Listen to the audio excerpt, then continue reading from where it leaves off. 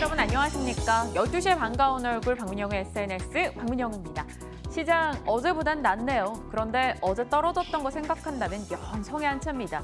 그나마 오늘 출발 분위기 좋았던 그 상승폭도 지금 12시 기점으로 조금씩 반납하는 형국이고요. 자, 시장 대응을 어떻게 해야 될까요? 코스닥 다시 한번 반등을 크게 줄 수 있을까요? 많은 물음표가 던져지는 시장 움직임 이어지고 있습니다. 일각에서는 미중 관계를 고려했을 때 그리고 실적 시즌임을 감안했을 때 바이오 쪽은 어차피 숫자가 안 찍힐 거니까 코스닥에 지금 진입하는 것보단 리스크 관리가 필요하다라는 목소리도 나옵니다. 신용융자 잔고 역시나 코스닥의 낙폭을 키울 수 있는 요소가 될 수 있다라며 우려감을 드러내고 있는데요. 시청하시는 여러분들의 선택은 어떻게 진행이 되고 있을까 궁금합니다. 아마 어제 신규 진입하신 분들이 아니라면 다수의 분들이 원금 회복이 목표인 7월장을 보내고 계실 텐데요. 씁쓸하긴 합니다. 하지만 또 분명 좋은 때가 오겠죠. 그때를 위해서, 그때의 한 방을 위해서 전략 관리가 필요한 시점인 것 같습니다. 저희 시간 통해서 함께 점검하시길 바랄게요. 박민영의 SNS 시작합니다.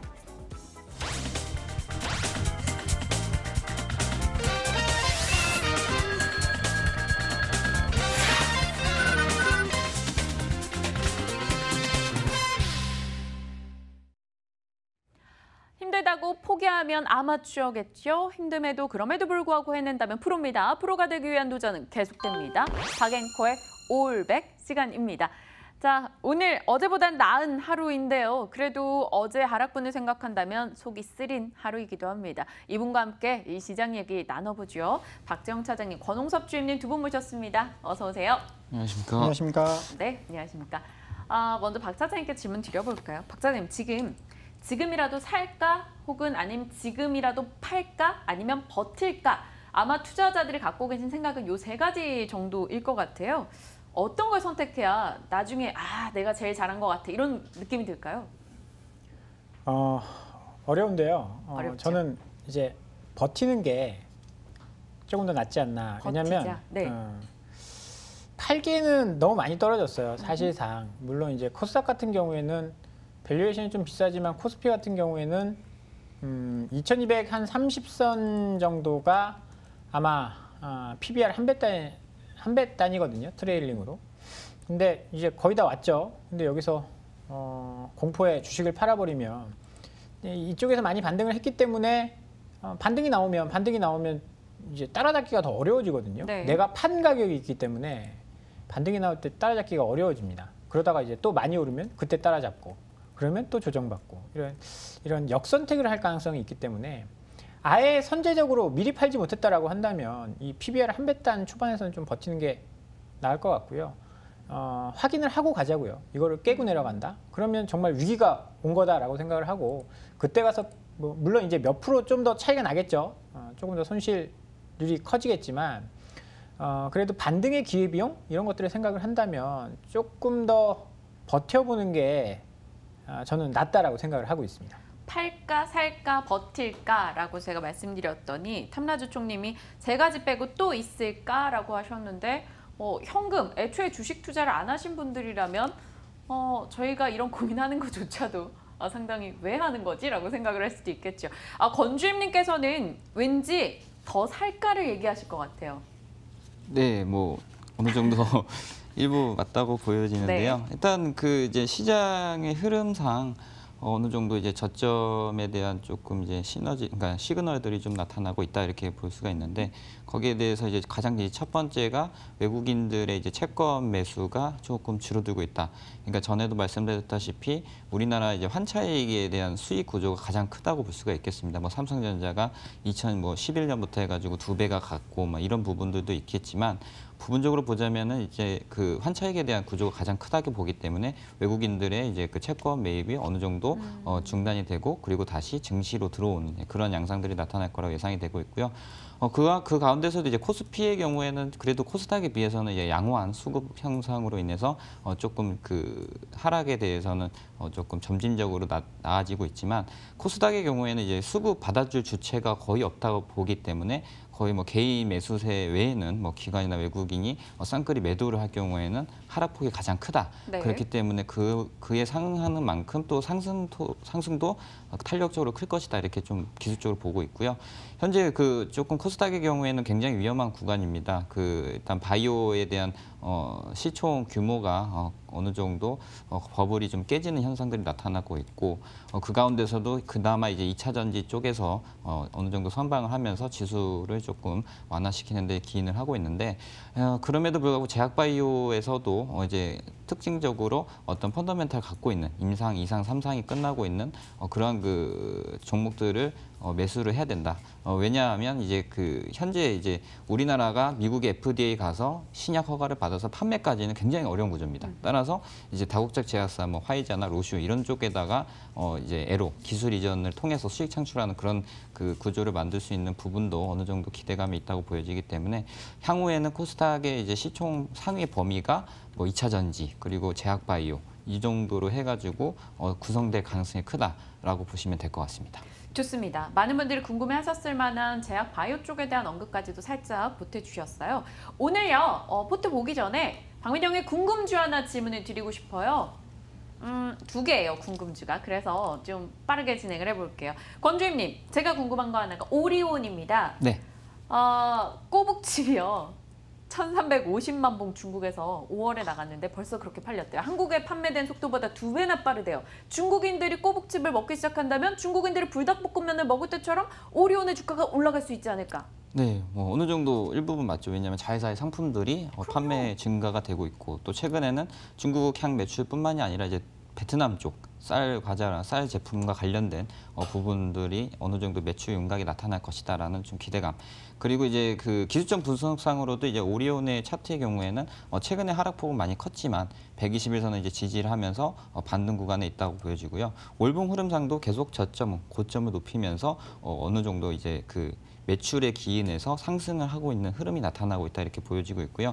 오리온의 경우에는 이제 최근에 이제 국내에서도 이제 그 쌀과자 관련된 그 공장을 증설을 했는데 네. 그런 부분들을 봤을 때 향후에 이 회사가 물론 이제 그 어느 정도 획기적인 매출을 달성하기보다는 점진적인 그 매출 성장세 거의 한 8% YOY로 한 10% 정도 성장한다고 가정을 하게 된다면 지금 같은 장에서는 이런 내수주 그리고 이런 식품과 음료와 관련된 유통 주들이 아무래도 점진적으로 안정권으로 상승할 여력이 있다.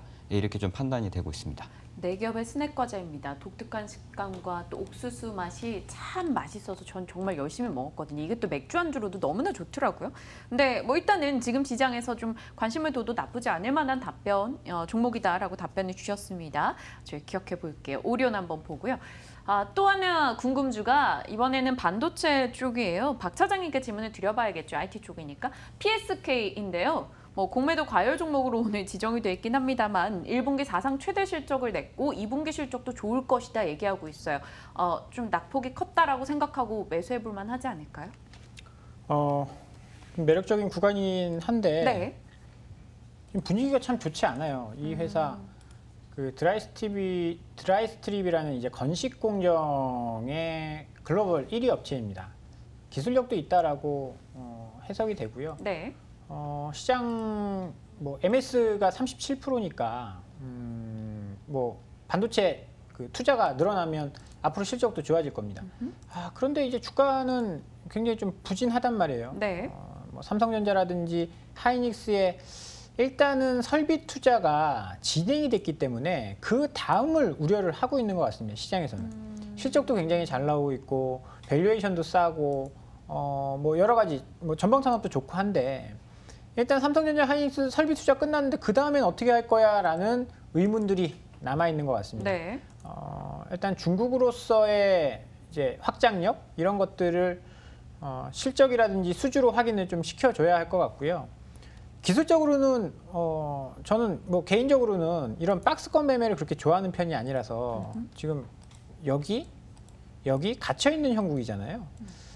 그리고 이왕이면 여기서 반등을 주는 타이밍에 이렇게 조금 더 비싼 값을 주고 사는 게 저는 맞다라고 보지. 혹시나 여기서 이 박스권 하단을 깨고 내려가는 모습이 나온다? 이러면 답이 없거든요. 이 회사가 사실 최근에는 행보를 했기 때문이지 반도체 업황이 올라올 때 2017년도에는 14,000원에서 3만 원까지 굉장히 많이 올랐던 종목이거든요. 네. 뭐 싸고 업황 좋고는 인정을 하지만 기술적으로는 아직 조금 기다려야 될 타이밍이다. 반등 주는 거 보고 조금 더 비싼 가격에 사자. 어떻게 보면 시장에서는 뭐 싸게 사는 게 유리한 거 아니냐라고 이야기할 수도 있겠지만 올라가는 거 확인하고 매매를 하자라고 말씀을 좀 드려보겠습니다. 네, 알겠습니다. PSK는 조금 더 상황을 놓고 지켜보도록 하죠. 오리온은 조금 고민을 해보고요. 일단 포트 상황 봐야겠죠. 어제 장 마감할 때 기분 너무 안 좋았어요. 포트 분위기가 별로여가지고요. 오늘은 일단 FNF가 8% 급등하면서 손실률 좀 줄여둔 상황이고요. 더존비존이 어제 결국 6만 원 이탈했죠. 현재가가 59,500원이니까 지금 6만 원 이탈한 상황. 저희 전략 좀 필요한 것 같고요. LGU 플러스, 하이비전 시스템 오늘 올라가고 있습니다. K2엔진은 뭐 보합권 늘 그렇듯 좀 잠잠한 움직임 이어가고 있네요. 포트 얘기하고 두 분의 종목을 들어야겠죠. 박 차장님, 뭐 짤막하게 답변들을 좀 두 분께 요청을 할게요. FNF, 뭐 파이팅 앤 파이팅은 과거 얘기고 이제는 펀앤펀이에요. 절 갖고 노나 이런 생각이 드는데 반드시 내일은 그냥 FNF 집착을 버리고 매도해야겠어 하면 또 이렇게 막 8%, 10%씩 올라가지고 또 못 팔고 그러다가 그래 이제 가나 보다 하면 또 이렇게 내려가고 이거 FNF 왜 이래요? 왜 그럴까요? 그죠? 왜 빠질 때도 많이 빠지고 오를 때도 많이 오를까요? 시장에 관심이 많다라는 거죠. 그래서 내가 팔려고 하니까 많이 빠져서 못 팔겠어. 그 다음날 또 많이 올라서 못 팔겠어. 걱정이 되잖아요. 그러면 추세를 보면 됩니다. 추세라는 게 사실 하락 추세는 고점이 낮아지는 거고요. 상승 추세는 저점이 높아지는 겁니다. 지금 FNF를 보면 고점이 낮아지고 저점이 높아지고 있어요. 뭐 이거 쐐기형이다라고 이야기를 많이 하잖아요. 이렇게 돼서 이 구간에서 에너지를 응축하는 단계가 필요한 거예요. 왜냐? 단기간에 굉장히 많이 올라왔거든요. 여기서 이렇게 많이 올라왔기 때문에 단기간에 이렇게 많이 올라왔기 때문에 이런 에너지를 응축하는 과정이 필요합니다. 그러면 여기서 변동성을 줄이고 이평선이 모인 다음에 방향을 결정하겠죠.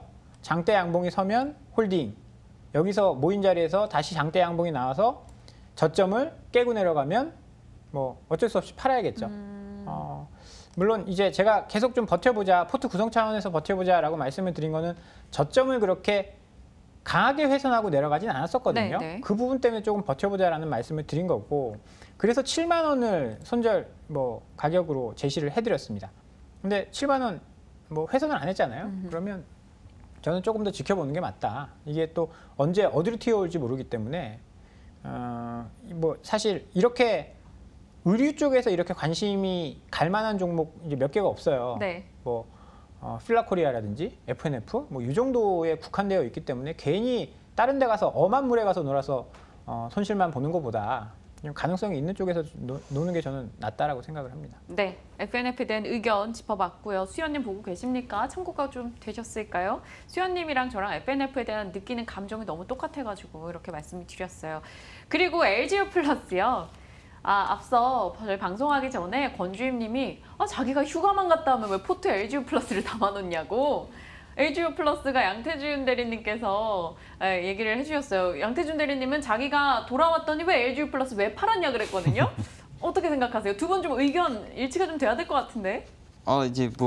이제 그때 당시 이제 포트폴리오 상에서는 이제 LG 플러스를 이제 매도를 하고 새로운 종목으로 편입을 했었고, 그리고 이제 제가 이제 빠져 있는 상황에서는 포트가 비어 있었으니까 정황상 어떻게 보면은 아다리가 잘 맞았는지 하여튼 그렇게 되는 것 같은데 LG 플러스 괜찮다고 보여집니다. 왜냐하면 그때는 이제 새로운 신규 편입 종목이 더 나아 보이고 상승 여력이 있어 보여서 일단 매도를 하고 수익 구간에서 아마 매도를 한 걸로 기억이 나는데 매도를 하고 이제 다른 편입을 했다가 우리가 이제 포트폴리오 종목이 없을 때 이걸 담아보자 해서 그리고 굉장히 이제 저도 전에도 말씀드렸다시피 한 종목 가지고 사고 팔고 하는 지금 장세가 연출이 되고 있기 때문에 굳이 다른 종목으로 해가지고 이제 조금 이제 리스크를 부담할 요인이 있나 이렇게 보여지고요. 네. 그리고 이제 플러스의 이제 그 기술적 흐름상은 역시 뭐 고점을 높이면서 저점을 높여가는 그런 그 상승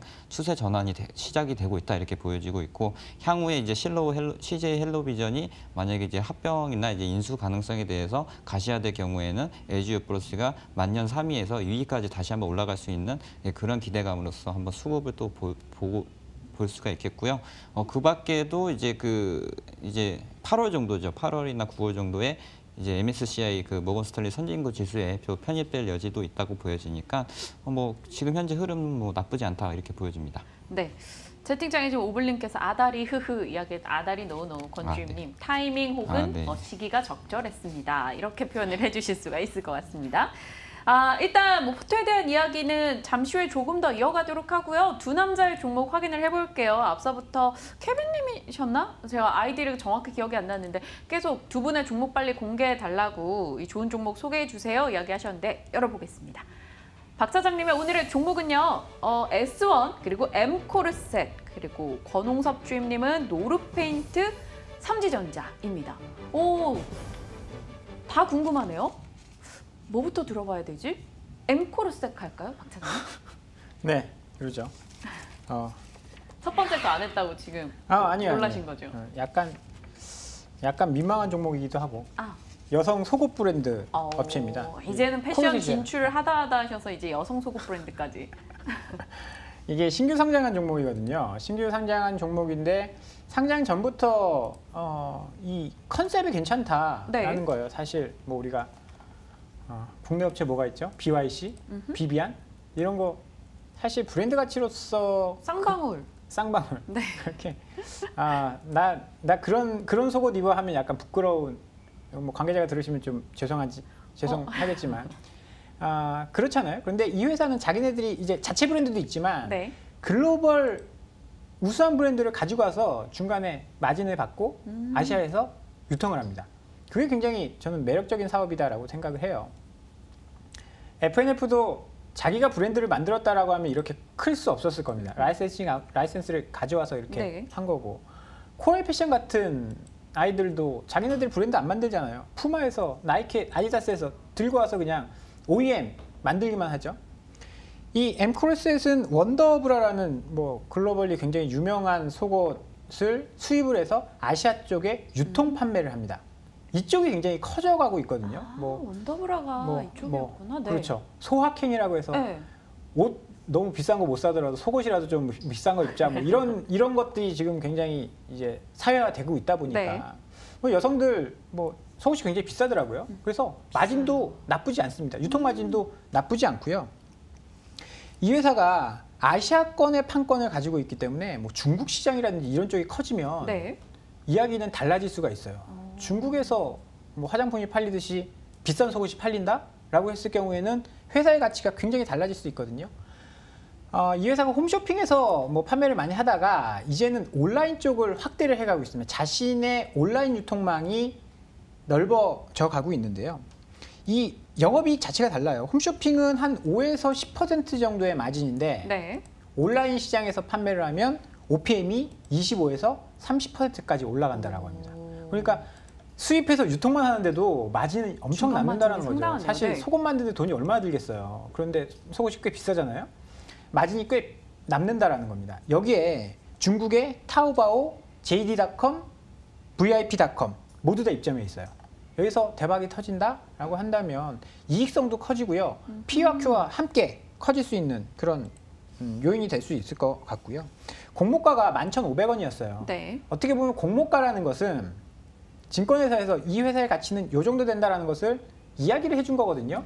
그러면 지금 현재 가격 11,700원 정도니까 어제 공모가 좀 수준이네요. 어려운 상황에서 좀 주가가 좀 급등을. 올랐다가 오늘 이제 다른 쪽 오르면서 차익 실현이 나오면서 빠지고 있는데요.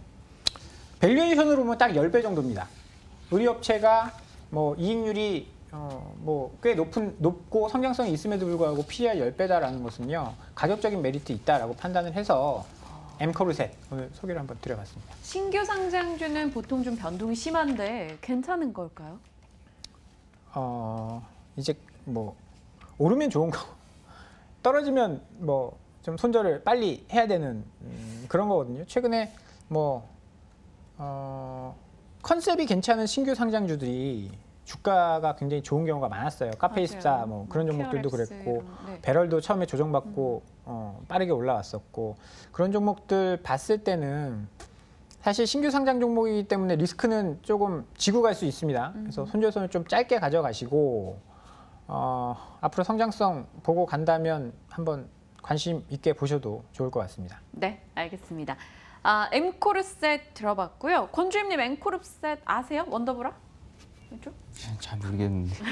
권주님한테 언더브라 물어보면 어떡해요? 그러니까 뭐 브랜드에 대한 혹시 그러네요. 뭐 아시기에 좀 그럴 수 있지만 뭐 엠코르셋 종목에 대해서는요. 종목에 대해서요. 일단 뭐 잠깐 이제 뭐 이제 보면서 이제 몇 개 봤는데 일단은 뭐 그 밸류상 조금 저평가돼 있다고 보여져요. 그 한 100억 정도 영업이익 100억 정도 하는데 시총 한 1000억 정도 하고 그리고 자본 총계가 한 560억 정도 되는데 PBR로 수준 따지면 2배 정도 나오는 것 같은데 근데 이제 다만 이제 상장에 대한 부담감이 좀 있죠. 이제 뭐 보통 이제 상장을 하고 나서는 왜냐하면 이제 그 기관에서 인수를 이제 총액 인수 방식으로 하다 보니까 기관 물량이 이제 출회될 수 있는 부분이 있는데 그런 부분까지도 이제 수급적으로 개인이나 외국인들이 받쳐준다면 뭐 다시 한번 이제 상승할 구간에 접어들 수 있다고 보여지고요. 보통 이제 상장하고 나서 이런 그 상승의 힘이 강하면 6개월은 갑니다. 우리가 과거에 애경 산업을 보더라도 그 어느 정도 처음에 초반에는 기관 물량 좀 소화하다가 그리고 나서 이제 6개월 정도는 계속 대세 상승적으로 나가는데 이런 부분에서도 이제 패션이다 보니까 아무래도 이제 그 경기 쪽에서 약간 좀 이제 수출보다는 이런 부분에서는 조금 유리한 종목이 아닌가 한번 그렇게 보고 있습니다. 네, 알겠습니다. 엠코르셋 관심이 가네요. 뭐 생활 속에 와 있고 또 제가 원더브라라는 브랜드를 알고 있어서 그런가라는 생각도 듭니다. 좀 지켜볼게요. 그리고 권주인님의 다음 종목으로 가보죠. 노르페인트 얘기해 볼까요?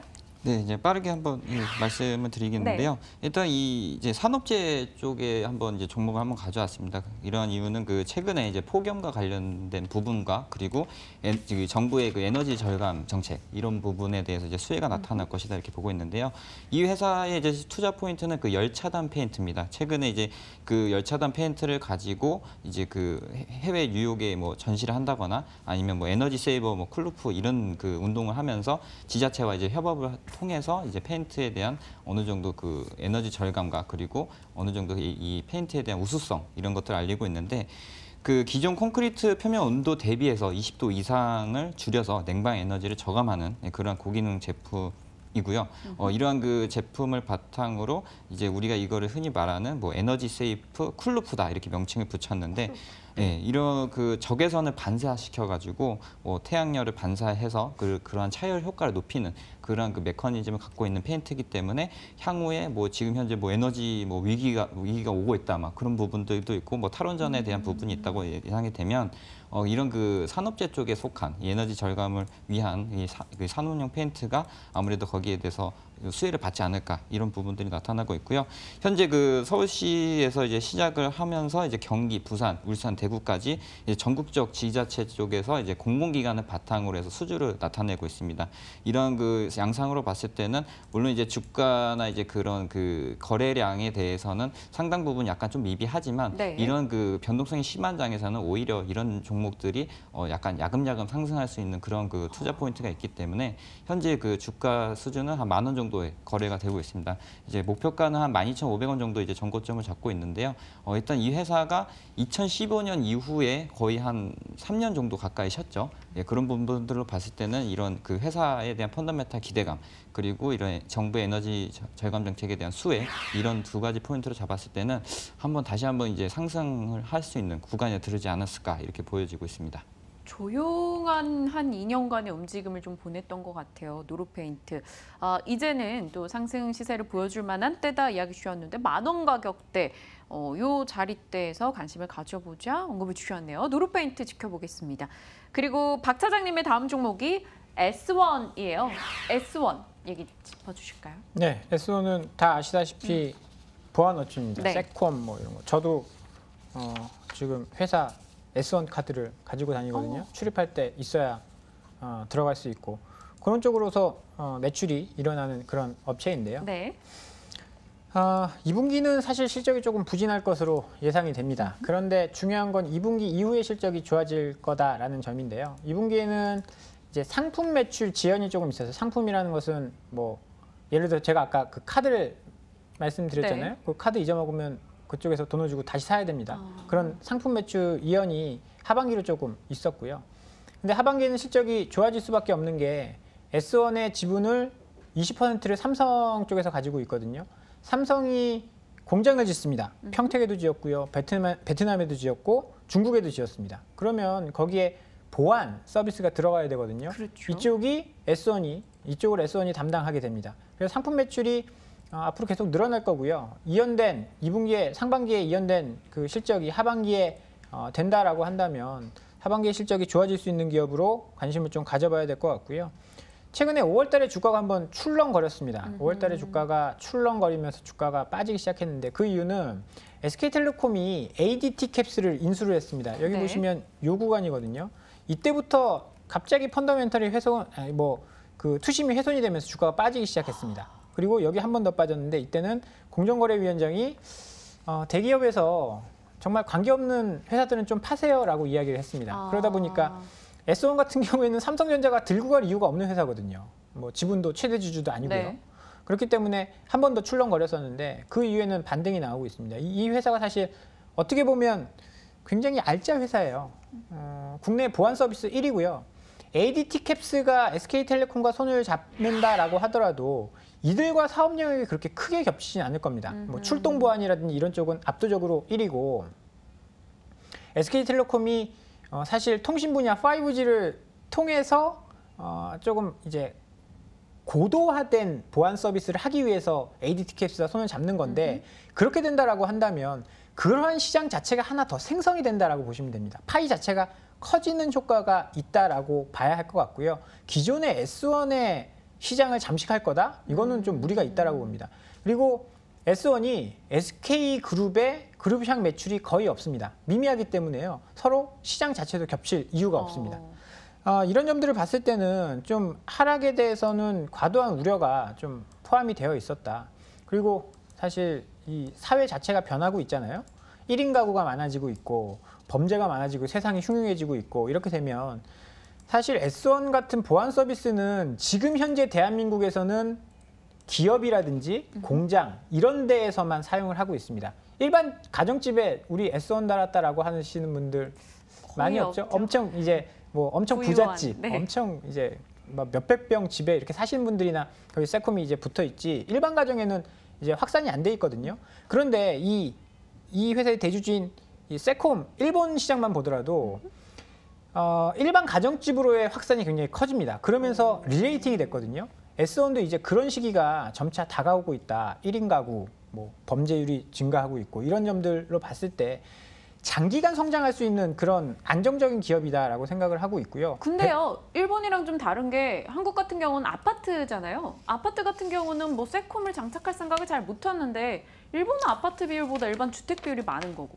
그럼 한국에서 그거는 이제 제가 확인은 안 해봤지만 아파트 비율이 많은지는 확인은 안 해봤지. 거기도 이 도쿄 같은 데는 오피스 비율이 굉장히 많은데 사실 이것도 고민을 한번 해보셔야 돼요. 아파트에 경비원들을 계속 늘리려고 하나요? 예전에 동만한 한 분씩 계셨는데 그분들 인건비 때문에 지금 자꾸 줄이고 있는 상황이고 그래요. 저희도 어떤 고급 아파트에 가면요. S1 같은 이제 보안업체가 중간에 들어가서 컨트롤 타워 역할을 하면서 한두 명이 경비를 하는 그런 아파트들도 굉장히 많거든요. 뭐 그런 식으로 간다라고 하더라도 S1 입장에서는 나쁠 게 없는 그런 상황이고요. 이 회사가 배당도 많이 합니다. 대주주가 뭐 일본 쪽 세콤이고 그러다 보니까 배당 성향도 굉장히 높아요. 그래서 안정적인 배당 수익률, 그다음에 성장, 장기 월봉 차트 보시면요. 정말 사실 이런 주식을 해야 되는 게 정상이거든요. 이런 주식을 가지고 장기 투자를 해야 되는 게 정상인데 이게 지금 월봉이에요. 네. 와. 월봉을 보면요. 정말 부침은 있긴 했지만 견고하게 올라갔습니다. 이게 어떻게 보면 생활 속에 녹아있는 음식료라든지 이런 업체들의 성장의 전형적인 모습이다라고 볼 수 있거든요. 그래서 장기 투자하기에는 굉장히 좋은 종목이다. 그리고 방어적인 종목으로 시장 막아줄 수 있는 뭐 그런 종목이다라고 생각을 해서요. S1을 한번 소개를 해드려봤습니다. 네, 알겠습니다. S1. 일단 S1 뭐 케빈 킴님이 S1 실적 좋죠. 단지 주가가 조금 비싼 것 같은데 파이가 커진다면 좋지요라는 의견도 올려주셨습니다. 참고하도록 하겠고요. 이제 박재영 차장님의 종목 들어봤고요. 권주임님의 다음 종목이 삼지전자예요. 삼지전자 포인트 어떻게 잡으십니까? 네, 우선 이 동사의 경우에는 이제 중계기와 네트워크 장비 등 그 통신기기 제조 업체고요. 그리고 이제 중계기는 현재 그 LG U+하고 일본 통신사에 납품을 하고 있습니다. LG 플러스. 그리고 이제 그 이 회사의 가장 큰 이제 그러니까 매출을 많이 차지하고 있는 이제 메모리 이 반도체, 그러니까 IT 부품에 대해서 이제 매출이 잡히고 있는데 메모리, LCD 패널, 그 뭐 디지털 모듈과 같은 그런 그 IT와 관련된 부품들을 이 회사가 유통을 하고 있다. 네. 거기에 대해서 거의 그 이제 그 매출의 비중이 한 80% 정도 차지하고 있는데 뭐 통신 부분 그리고 그 이 통신 부분과 그리고 이 IT 부품 부분이 거의 이제 매출을 합해가지고 한 1조 3천억 정도 됩니다. 그래서 이제 향후에 이제 계속적으로 그 IT 부품 유통과 그리고 LG 그 U+를 통한 그 통신 중계기 그리고 최근에는 그 스몰셀 5G 관련돼 가지고 스몰셀 부분에 이제 펜토셀을 이제 개발을 했는데 이제 스몰셀과 거의 가까운 부품으로서 이제 LG U+를 2017년부터 공급을 하고 있습니다. 향후에 이제 그 LG U+가 5G 관련돼서 이제 네트워크망을 이제 구축하게 된다면 이 회사가 거의 97년도부터 LG U+와 우호적인 벤더 역할을 했기 때문에 거기에 대해서 이제 그 중계기와 그리고 이제 스몰셀 부분에서 어느 정도 매출 가시화가 나타날 것이다 이렇게 보고 있고요. 또 하나 이제 성장 포인트가 뭐냐면 이제 2차 전지 사업입니다. 지금 현재 이제 올해는 한 전년비 22배 정도 이상 성장한 198억 원 정도 이제 예상을 하고 있는데 이제 삼지전자의 경우에는 이제 그 2차 전지에 들어가는 거기에 들어가는 이제 부품을 몇 가지 이제 생산을 하고 있기 때문에 지금은 시작 단계지만 향후에 이런 그 유통과 그리고 통신기기 이런 그 현금 보유를 바탕으로 해서 2차 전지 산업에 아무래도 성장성이 있다 이렇게 보여지고 있고요. 올해 매출에는 한 1조 5천억 원으로 전년비 한 20% 성장, 그리고 영업이익은 815억 원으로 전년비 대비해서 한 93% 성장하고 있는데 네. 이런 부분들을 봤을 때 밸류가 지금 가장 싼 시점이다. 왜냐하면은 현재 그 시총이 한 2천억 정도 규모가 되는 거 추정이 되고 있는데요.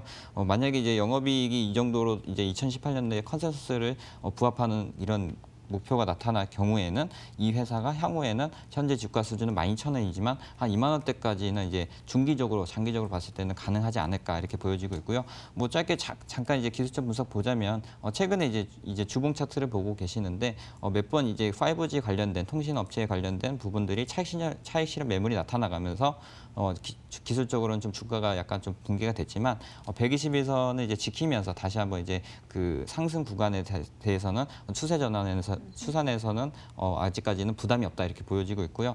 만약에 이제 그 하반기, 그러니까 4분기로 갈수록 3분기, 4분기로 갈수록 이 5G 장비에 관해서 수주에 대한 뭐 내용이라든지 아니면 가시화가 될 거라고 보여집니다. 네. 따라서 그러한 기대감 속에서 상승할 여력이 있다고 보여지기 때문에 오늘 한번 소개를 해드리려고 가져왔습니다. 삼지전자 얘기 들어봤습니다. LG U+와 또 엮여 있다고 하니까 양태준 대리님과 권주임님의 사이가 너무나 좋다라는 게 느껴지는 또한 대목인 것 같아요. 일단 포트에 대한 이야기도 나눠봐야 될 텐데 혹시나 못 들을까 봐 짤막하게 듣겠습니다. 미스터 윤님께서 오늘 유통업 분위기가 좋던데 호텔신라 지금 들어가서 추세 전환 노려봐도 될지 궁금합니다라고 보내주셨어요. 박 차장님 짤막한 답변 주신다면요? 오늘 중국 대북 관련주들이 올라오면서 함께 올라오는 것 같아요. 좀 더 지켜보죠. 추세적으로 전환을 하는 건지 아니면 단기 반등인 건지 7월 초에도 한번 이런 뭐 움직임이 있었는데 그 이후에 한번 레벨 다운되고 나서 뭐 이런 거죠. 이런 모양이 네. 한 번 더 나올 수도 있기 때문에 아하. 이렇게 많이 빠진 거는 조금 더 돌린 다음에 보시는 게 지금 완전 역배열이잖아요. 네. 뭐 단기 평선이라도 정배열로 돌린 다음에 보시는 게 좋을 것 같습니다. 네, 알겠습니다. 아름님이 오늘 하이비전 시스템 흐름이 좋아 보여서 매수했다라고 이야기 주셨어요. 아름님의 15,300원에 매수했다고 하셨네요. 지금 저희가 16,100원에 매수를 했는데 저희보다 나으시네요. 일단 더 올라갈 거라 생각하고요. 하이비전은요. 권주임님, 네. 오늘 뭐 새로운 종목들이 많아서 관심 가는 것도 있는데요. 더존 비존 결국 6만 원 이탈했어요. 수익 그냥 요 정도라도 챙기고 한 7% 수익 새로운 종목을 사본다는 건 어떻게 생각하세요? 뭐 이제 그 새로운 종목의 상승 여력과 그리고 투자 포인트가 매력적이라면 도전 비주얼은 한번 이제 그 수익 실현을 하고 이제 다른 종목으로 편입을 하는 방법도 나쁘지 않을 것 같습니다. 박 차장님은요? 네. 6만 원 깼으니까 네. 일단 정리를 하는 게 좋을 것 미련 같습니다. 네. 그렇다면 박 차장님이시라면 오늘 더존 비전을 팔고 채운다면 뭘 사시겠어요? 글쎄요. 뭐 딱히 아니 지금 두 종목 가져오셨는데 딱히 이러시면 근데 어떡하세요? S1을 넣기에는 KTNG도 있고 LGU 플러스도 있어서 지금 다 방패로만 채우기에는 네.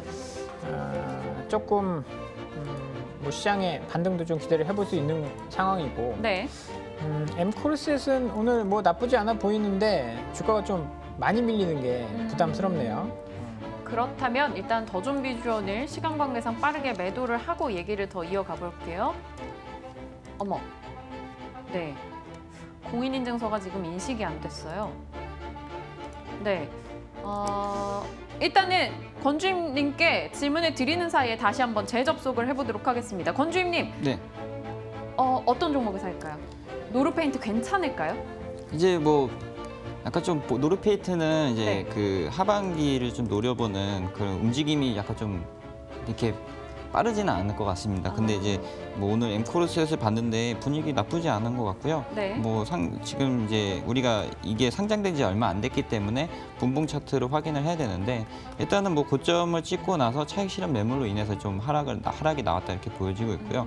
30분봉 흐름상 이제 올 이평선을 어느 정도 다시 한번 이제 이평선을 상승으로 만들고 그리고 11선을 넘어서 21선 위의 가격인 12,500원만 안착이 돼서 여기만 깨지 않고 올라가게 된다면 이 회사의 뭐 밸류를 봤을 때는 뭐 15,000원, 16,000원까지도 뭐 요즘엔 또 이런 급등락이 심하다 보니까 네. 뭐 단기간에 갈 수 있지 않을까 한번 기대를 해볼 수도 있는 종목인 것 같습니다. 좋습니다. 생방의 묘미죠, 여러분. 지금 다시 재접속해서 됐습니다. 더존 비주얼을 매도 처리를 하기 위해서 네. 지금 이 가격대 안타까워요. 되게 수익이 막 20% 다다를 때가 있었는데 그래도 수익으로 나오는 것에 대해서 박수를 치겠습니다. 59,100원에 매도를 했고요. 6.5% 수익 실현이 됐습니다. 그리고 권주임님이 제 마음을 읽으셨던 것 같아요. 저 오늘 엠코르셋 한번 관심을 갖고 보겠습니다. 그래서 가격이 좀 중요할 것 같은데요. 박 차장님, 가격 라인은 어떻게 잡아야 될까요? 일단 저는 M코르셋 11,000원 네. 깨지 않으면 괜찮다라고 봤거든요. 네. 뭐 지금 가격대에서도 크게 나쁘지 않을 것 같습니다. 분봉상으로 보면 3분봉상 보면 이제 윗골을 올리고 있거든요. 네. 이 가격에서 그냥 11,800원대에 잡으셔도 무방할 것 목표가는요? 같아요. 목표가는 15,000원 정도를 잡고 15,000원? 있거든요. 네. 첫날 뭐 올라갔었던 그 가격대 위로도 좀 보고 있기 때문에요. 15,000원 보고 들어가셔도 좋을 것 같아요. 네. 벌써 들어갔네요. 벌써 체결이 됐어요. 80주 담았습니다. 평균 단가가 11,800원에 매수를 한 상황이에요. 포트 모처럼 좀 교체를 했습니다. 더존 비주얼 6.5% 수익 실현을 한 상황이고요. 엠코르셋이 새로운 동력으로 들어왔는데 포트에 조금 더 활력이 돼주는 종목이 되길 기대해 보겠습니다. 권홍섭 주임님, 박재영 차장님과 함께 이야기 다뤄봤습니다. 손절라인 꼭 지켜보자라고 이야기를 주셨으니까요. 꼭 기억하시면서 여러분 좀 흐름 면밀히 따져보시길 바랍니다. 오늘 권홍섭 주임, 박재영 차장과 함께 박앵커의 올백 꾸려봤습니다. 두 분 고맙습니다. 감사합니다.